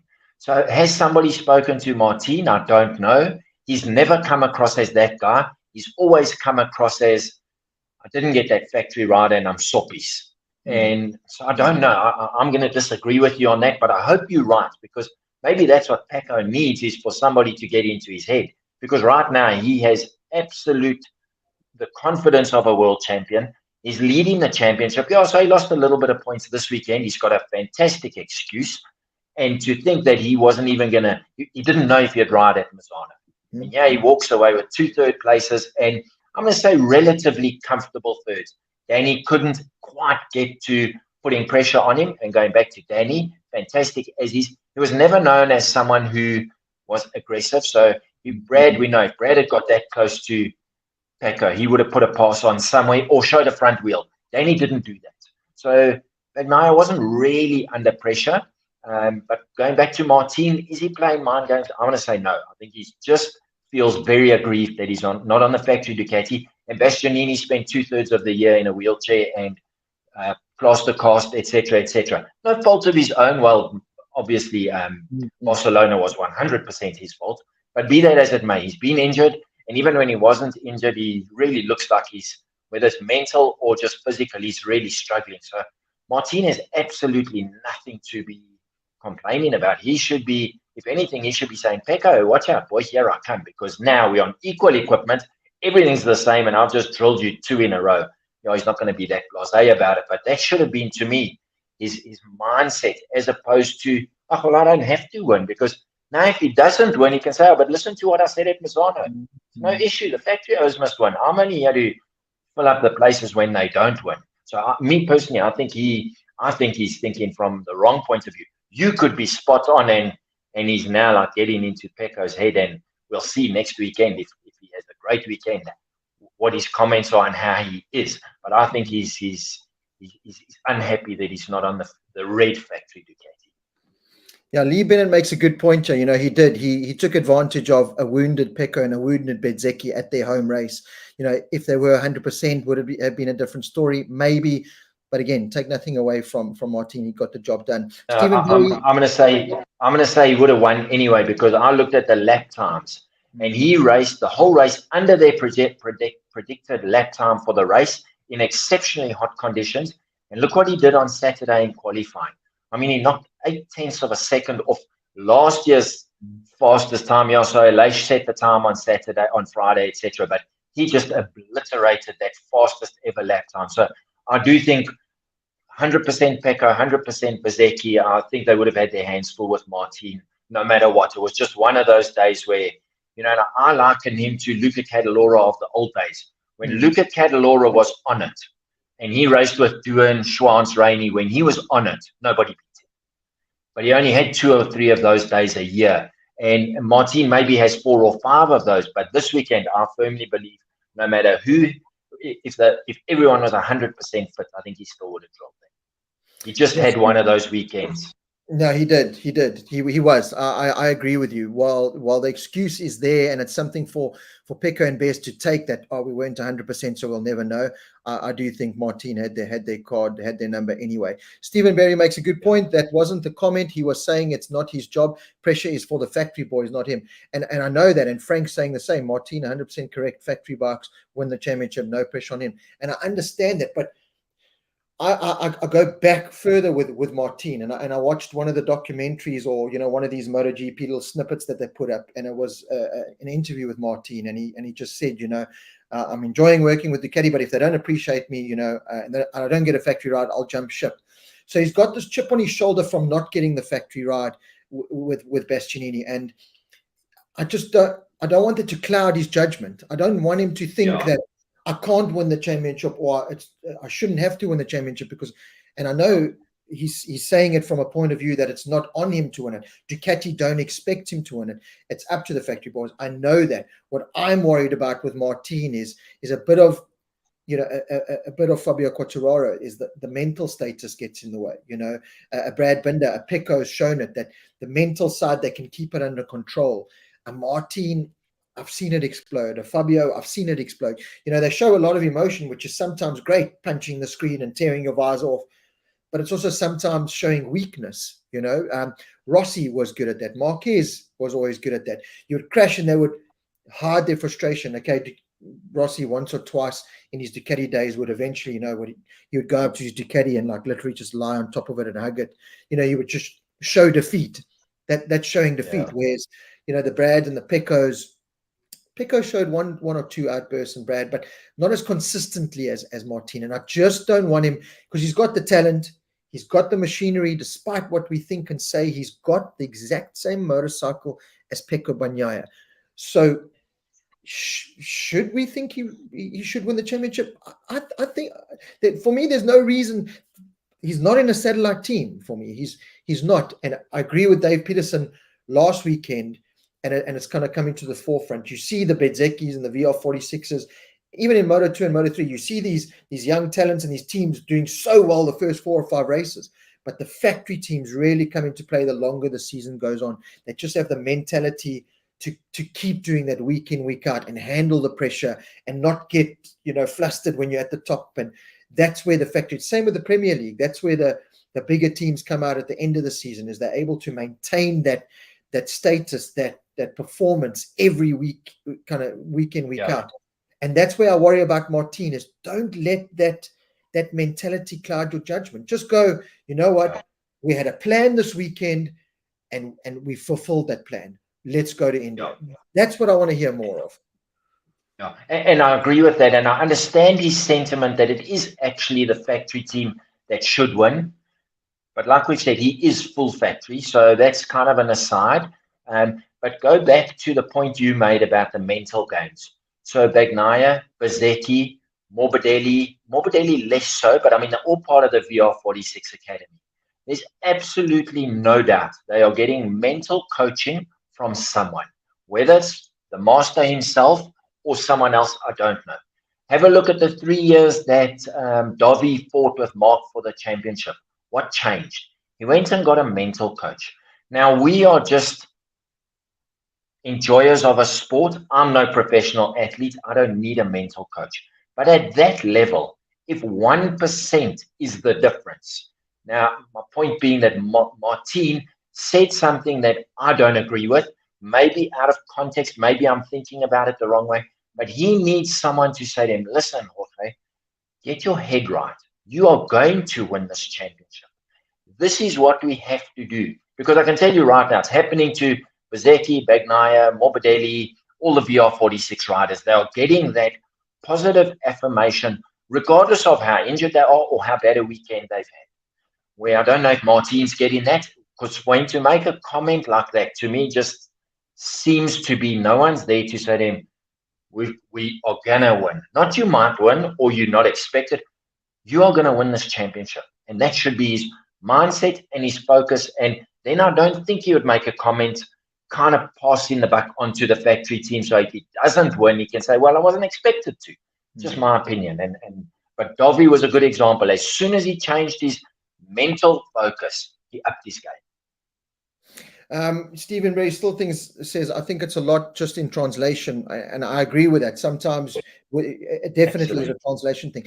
But again, if I look at it, if I was Martin, and maybe, this could be the wrong way of looking at it, but if I was Martin, I would have stood there and gone, gee, Simon, imagine if a satellite team wins this world championship and I'm the man to do it. That to me would have more of a equal, F you to the paddock who start thinking, Pecco, geez, well, I'm the factory bike. I can't let the satellite bike. You know what I mean? It causes panic in a way. And to him, it's staying calm that, great weekend. We stuck to the game plan. We did it. And sure, Simon, can you imagine if a satellite team does win the I would love to be the first rider to win a MotoGP World Championship for a satellite team. But we also it could also be a language thing. But he's been very unhappy that he didn't get that Ducati, the factory race. He's been vocal about it. I mean, there was big talk that he was going to jump ship to Yamaha, which, I mean, that would have been, you don't leave a factory Ducati to go to a factory Yamaha, regardless of who you are, if you don't have to go. So Zarco maybe has been pushed out, but for Martin to even have considered, whether he considered it seriously or not, we'll never know. But I think he needs to, mentally, he must now refocus. If that's how he's feeling, he must now refocus, because I believe he's the only one who's going to challenge Pecco, because consistently he's as fast, and he's shown this year that he hasn't crashed as much as previously. And, sometimes take the second or the third. It's better than ending up in the gravel track. So if he does if his mind isn't in the right place, and I don't know if it is or isn't, if he sorts that side out, let me tell you, he is going to be a danger on the track in terms of winning races and running away with things, because there's no doubt his speed is incredible. So Paul, here's a very good comment by Wayne Taylor. This is why I love this show, because we get so many different, ways of looking at things and comments, and it's brilliant to have Stephen Berry and Sven on the side there, basically backing up our kind of thing and bringing in other comments. But Wayne Taylor makes a very good point here. Don't think Ducati would really let Pramac win the championship if their factory boy is close and fighting for it. What happens in that situation now? Last race of the season, Valencia, it's Pecco versus Martin, factory versus Pramac. Yes, I know Martin's on a factory bike, factory contract, so kind of, but it's not factory Ducati colors, as you said. What I can tell you one thing. I wouldn't want to be Pecco Bagnaia in that situation, because Martin will do everything to win. That's one thing I'll give that a credit for, when he needs to be super aggressive. Where Pecco, from what I can remember, he's never been that overly aggressive when he's in a dogfight. He'll give it a go. He'll try and make a pass that's fairly clean. If it's the last race and the championship's on the line, Martin, well, I would expect him to win it. because he will do what it takes to win. Go back to 19, when Capirossi took Harada out. He needed to win the championship. Meek and mild Loris Capirossi, who wouldn't say boo to a fly, rode straight into the side of Harada. He said, but this is my championship. And I think Martin, if it comes to that, between those two riders, I would certainly say the aggressor will be Martin. The cooler head might prevail, which would be Bagnaia, but that we'll only find out. Let's hope we get to that scenario. It would be fantastic. Yeah, better than a runaway championship. No, definitely. And Attila says it perfectly here. Martinator will go for it. I mean, the nickname 100% is everything you need to know about if that scenario was to play out. So listen, it's very exciting. It's exciting that Martin's in there. He's bringing a bit of character to the championship with this, everything that's happened. It's not, Pecco is brilliant, but sometimes it's that suit and tie boy, the teacher's pet in many ways. Pecco, he's that good. You know what I mean? He's that good at what he does that he is. You sit in that classroom and it's that teacher's pet that just gets everything right, makes no mistakes, and you're like, I just want you to smoke a cigarette or have a sip of alcohol. You know what I mean? Or do something bad, you bastard. Yeah. And Martin, in a way, is that guy. So I think it will add a bit of flavor in. And look, we do pick it apart because, as we said, we're fans and it's the things like what Martin said that create these talking points, and that's what makes it exciting. Moving on to Brad Binder, things a little bit closer to home before we end the show. Shamzar9 has a good comment here. Do you think Brad can still make a huge comeback in the championship? Now, I'm going to say, reluctantly, I'm going to say no. And why I'm going to say no is not as much down to Brad as it is to KTM. And the fact that KTM and Brad are now, for the first time, seriously starting to challenge for a MotoGP championship. A little bit too, not a little bit too soon, but a little bit too less experience compared to Ducati and Pecco. Next year, I would expect a much different story. But for now, I just want Brad to continue the progression. Was I upset that Brad crashed in the Misano race?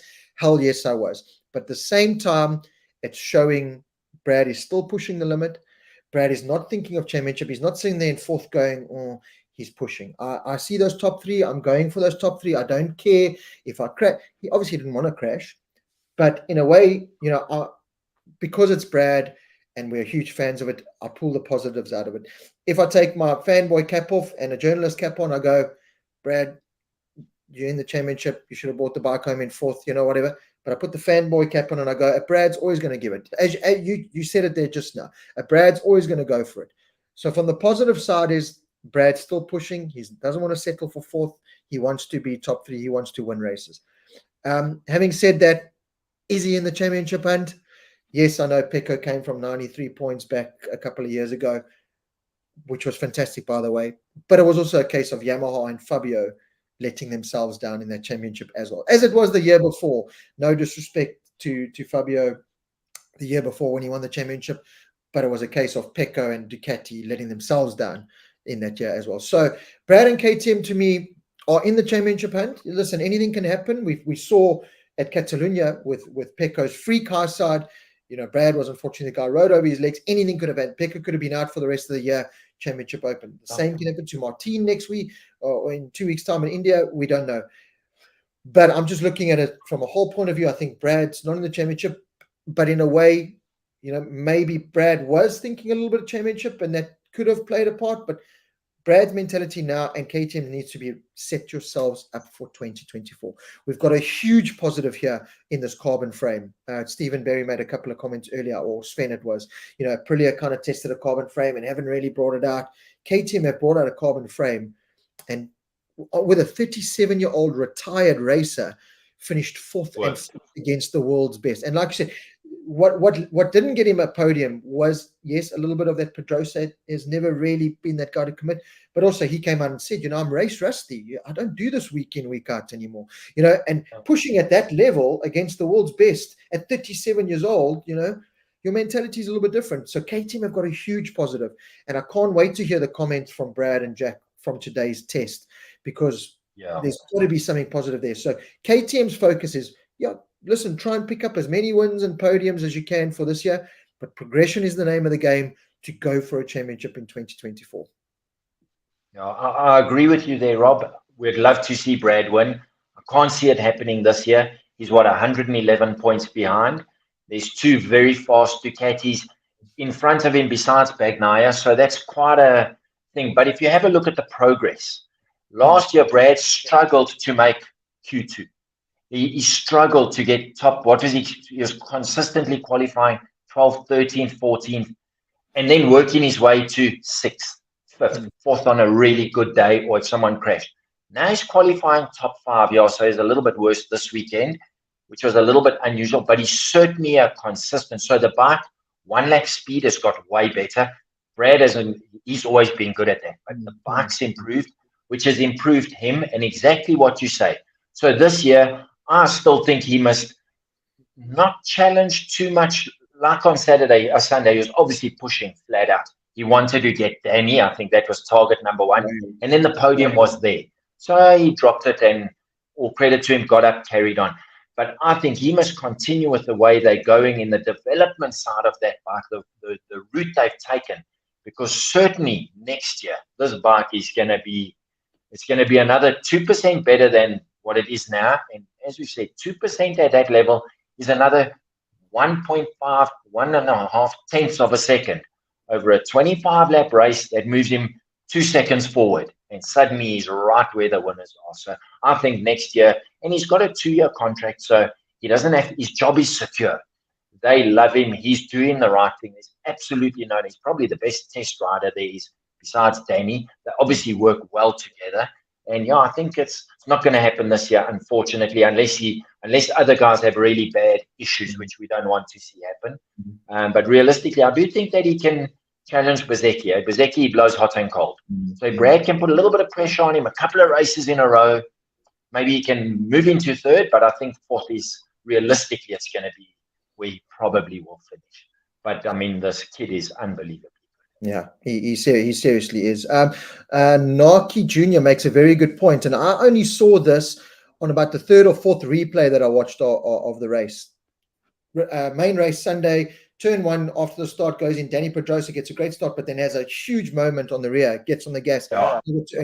But did you see Brad's? Yeah. Brad also had a massive moment. Equally. Yeah, massive. Yeah, both of them, and they both lost time, and at that level, you only have to lose half a second in the start on the first lap, and it puts you 3 bikes back. And now you've got to be so aggressive to get past because of all the effects of the aerodynamics on the bike, and you've got to control your tire temperatures. I mean, I'm sure you saw Danny got a tire pressure warning.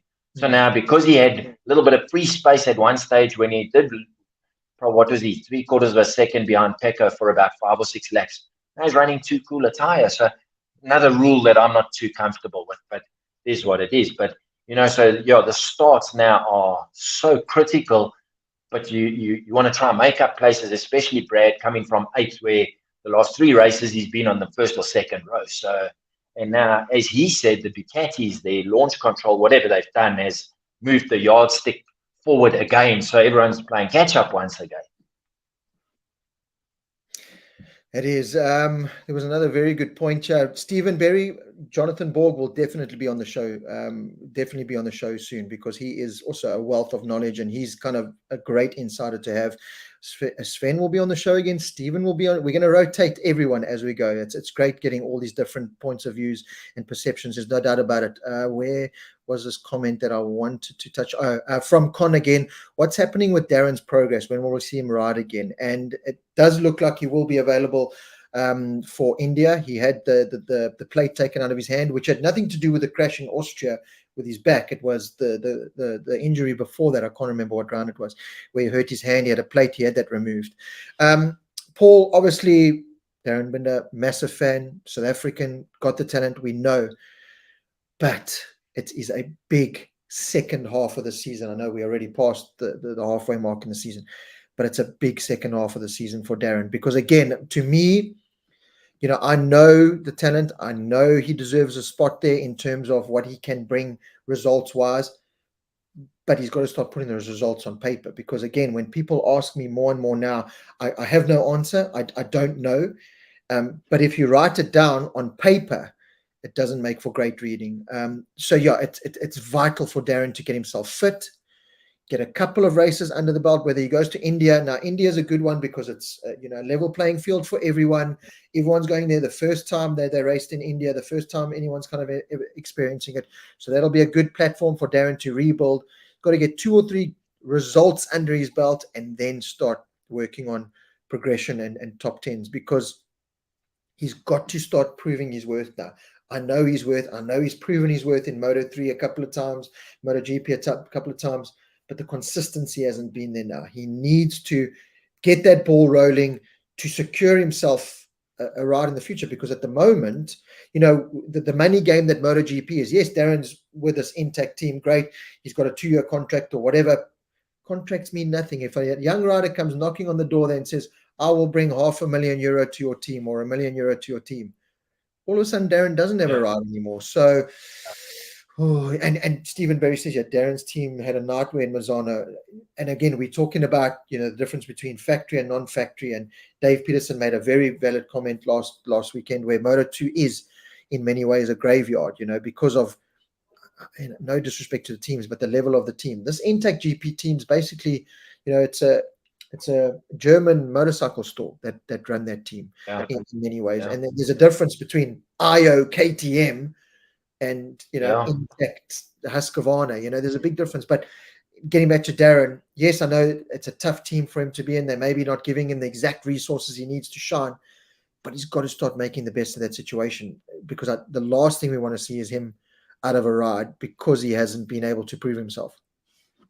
Now, Rob, you've obviously spoken to him. To me, when they do show him on TV, which is not a hell of a lot because of the fact that he's running 12th to 20th generally in qualifying sessions, but what I've seen of him, he looks like he's not comfortable on the bike. He always seems to be overriding it. So you see, compared to other riders, he generally breaks late, which I understand is his style, but then he's scrubbing off so much speed that out the turns, other guys who have carried a little bit less speed a little bit more speed into the turns, freeing it up at the apex and running out smoother, where Darren just looks to me, and I don't know if you've ever asked him how he's gelling with the bike. To me, it just looks like something's not 100% right. Whether it's the fact that he knows he needs to get results, so he's riding at his 100%, or whether he's not gelling, I don't know. There's just something to me just not there, because even in Moto3, when he was on it, yes, he was so smooth. Yeah, he was dive bomb Darren, but generally he was so smooth. And you have to be on a Moto3 bike. He needs to translate a bit of that onto the Moto2 bike. As I say, the little bit that we see of him, he just doesn't look comfortable to me. That's just my observations, and I could be way off the mark. You've spoken to him. Has he ever said anything about that to you? Look, I haven't. When I go to the races, it's very hard. These guys are there to do a job, and you get very little time to actually talk to them. So when you do, and generally when I do get to talk to them, I try and not talk about the bikes, because they're there. I remember me as a racer. Sometimes I like just having a mate of mine there who knows nothing about motorbikes, so that when I get off and I'm under pressure, we talk about music, or we're playing in the band next weekend, just to kind of be that, bring a little bit of normality, that it's not just this racing and because I would get like it. I would get flustered very easily if the bike setup's not right or something. So I haven't actually asked the question, but when you say that, I remember doing the talk with Simon Crayford earlier in the year, and common sense tells you, and to me, I thought that making the move from Moto3 to Moto2 is hard, but making the move from MotoGP to Moto2, you would think would be easier, because you're going down to a slower bike. I went from competing top 5 in national thousands, and then I would drop down to the 600s, and I remember thinking, well, I'm going to walk this. And I won some races on the Triumph, and I did well, but it wasn't as easy as I thought it was going to be. It was actually harder in many ways, because it's different. And Simon Crayford said to me, Rob, MotoGP to Moto2 is the worst thing that can happen, because you are going so massively backwards. It's going to be very difficult for Darren. Tires, technology, electronics, the engine delivery, everything is so much different. And when you say that, like you said, we don't get seeing a lot of track time of Darren, but when I have watched him on the side of the track at the races I have gone to, he does still look like he's in that adapting, learning phase in many ways. He does look like he's, and he could be this rider under pressure because he could be thinking of, I'm the kid that came from MotoGP to Moto2. I was supposed to be fast, and now you stress ride, and that's what happens, with a lot of they stress ride and you ride stiff, and in some ways I can see that. Is that he's not riding, he's like you said, he's not riding that cool, calm, relaxed, I have this under control Darren Binder on a Moto3. He's not riding in that way. And he needs to, as you said, he needs to find that, trust yourself, trust your ability, and just let it flow in a way. And I know it's easy saying that, and I hate being that guy at the racetrack that says it, because again, when I raced and someone would say that to you, just back it off and take it. You want to just backhand him and say, listen, prick, I'm the one on the bike. Just shut up and let me do I know what I need to do. But to do it, it's like whenever you were 2/10 away in qualifying, I've got to find 2/10. How easy is it to find 2/10? Is this? Just open the throttle a little bit easy. But when you're on that bike and you brake and I've got to find 2/10, you can't find that 2/10. So I think it's all over this, and he's panicked because he's has injuries, and it's been a very troubled season for Darren, and he just needs to, in a deep breath and just go be Darren, go do what Darren does best, and just find that dive bomb in a way, find that dive bomb Darren in a way, and bring that to the party. So I do agree with you. That's the fanboy cap off. I agree with you, and said the fanboy cap on. I'm going to slap you in the face and bury you later because you've questioned my man. But the reality is that is where the Darren Binder Moto2 exercise does look like it is. Yes. Yeah, absolutely. Definitely something needs to change. Also, it could be the fact that his brother's progressed and he hasn't. He's kind of regressed, and mentally, that plays on your mind, because it has to. Your brother's up there. He's the blue-eyed boy of his factory team. He's not even in a satellite team, and you struggling to maintain a ride, and you keep getting injured, which, that's part of racing motorcycles at any level, but specifically World Championship level. So I think, I don't know. I feel desperately sorry for him because of this injury-plagued season. But if he just settles down a little bit, as you say, 2 or 3 good races in a row, and he'll be fine. But he hasn't had that. He hasn't qualified well. He's been struggling from when he's got there. Puts a lot of pressure on himself, and he knows he's got the ability. He sees Oates running up, even in the top 8, that he knows he can beat, but he's nowhere near them. So he's definitely he just cannot find that happy place. But I think if he's injury free from India, if he manages to race at India, Japan, Malaysia after that, if he strings 3 together, I think it'll change him for the better. Yeah, Con makes a good point, Joe. It's that full year in MotoGP that confused him, I reckon, and it is. Imagine you go from standard 5 and you go straight to standard 8. You're going to battle, and then you go back to standard 6. It's a disjointed. You don't have that natural flow, and I think, again, talking about writing it down on paper, write down what's happened to Darren this year with his wrist injury, the Sam Lowe's riding over him, his back injury, that Jake Dixon thing, even though he was no wrong, it's got to hit you when a fellow rider calls you a clown and an idiot, and you get penalized along that penalty for something you didn't do, because now you've got the stigma to you, you're the bad boy. You know what I mean? You add all that up, and it does amaze me how Darren actually still wants to do it with everything that he's been through in many ways, because he has been just shumbocked down so many times. But fair play to him, he sticks to it. And again, I think he just needs a little bit of good luck, a little bit of fortune going. Some riders go through their career of just having bad luck, and I don't want Darren to be that rider, but it happens, and it looks like that's what's happening to Darren at the moment. He needs to just somehow break it. Yeah, for sure, absolutely, and I think it's just that calm down, take one step back, reassess, and go forward, as opposed to, and I'm not saying he does that, but just jump on the bike and pin the throttle and brake as late as you can. He needs to, if that's the issue, he needs to take a step back. But as I say, he just doesn't look comfortable to me. Okay, Paul, just to finish off now, because I've got 2-minute microwave rice waiting for me downstairs, and I'm quite hungry. what can we pull apart from the test today? I mean, testing is always a tough one because we've seen, Maverick Vinales has been the king of testing, and it doesn't kind of translate into race weekends. But this one was an important one for many reasons. I kind of don't look at Ducati's. Luca Marini was fastest. I kind of don't look at Ducati because they just have it. They're just a great package. Whether you're on a 22 model, 23 model, 24, they're going to have a good package. But for KTM, a great day. Yamaha, Morbidelli, and Quartararo were up there in time.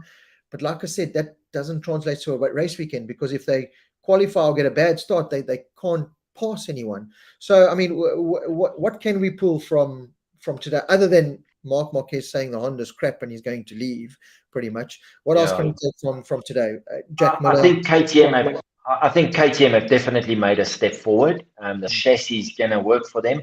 Aprilia were a bit non-committal. They also tried the carbon fiber chassis, a little bit non-committal.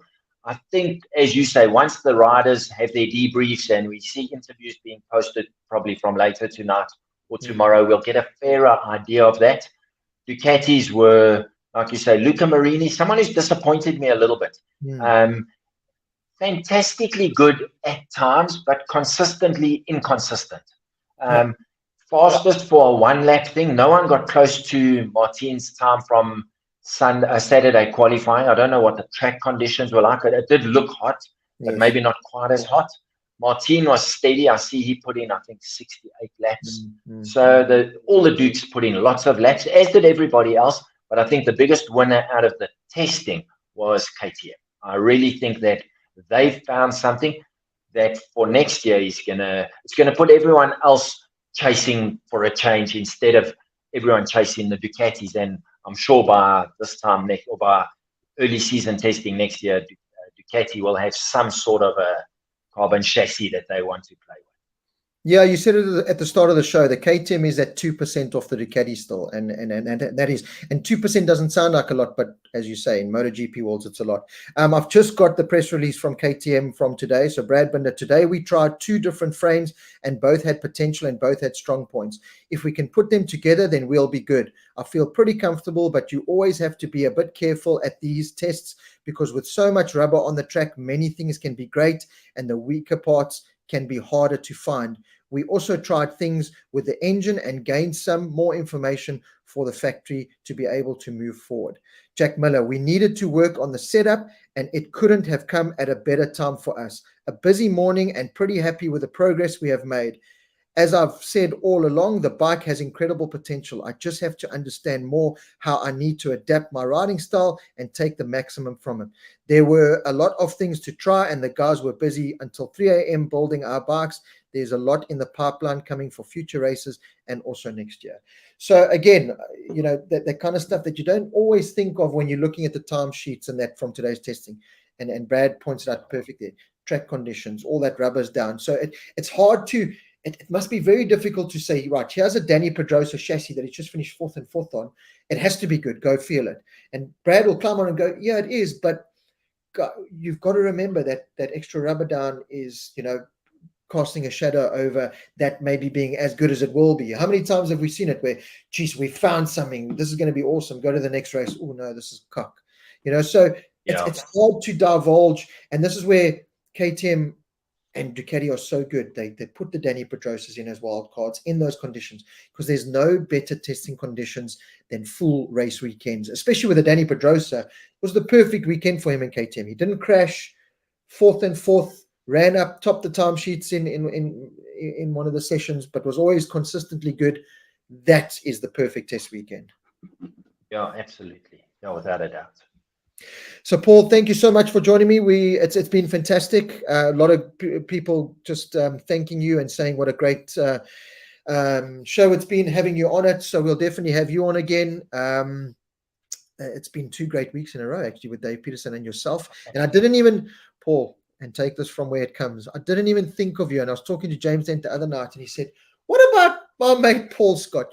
Talks as you and him are the only mates in the entire world. No one else knows you. And I said, yeah, I know Paul. Shit, I didn't even think of Paul. And that's how this came. So the cockroach strikes again. But it's been fantastic. I've really enjoyed having you. I love your point of view and the way you come across things. So keep your phone glued every Monday. I might just be dropping you a message again soon, and we'll definitely have you on the show again. Robert, it was an absolute pleasure, and anytime, just let me know. And to everyone who has tuned in, thanks for tuning in, and let's shout for our boy Brad, and let's hope things get turned around a little bit. I'm kind of sort of wanting Marquez to leave. I want him to stay. I don't know. Let's see what happens, but I think it's going to be very exciting the last 8 or 9 rounds of this year. But Rob, thanks. It's been fantastic. And again, to everyone on the side with a comment, Stephen Berry, Sven Grun, Con has had some great comments here. Just great to get everyone's point of view. It's Talking MotoGP, and that's why we call it Talking MotoGP, so we can all have our say. Thank you so much. 2-week break until India. So stay safe, stay well until then. And then remember, give this video a like, share it, go to our Facebook page, follow everything that's happening there. And until India, post-race, Talking MotoGP, keep well and stay healthy. Goodbye. Cheers, Rob.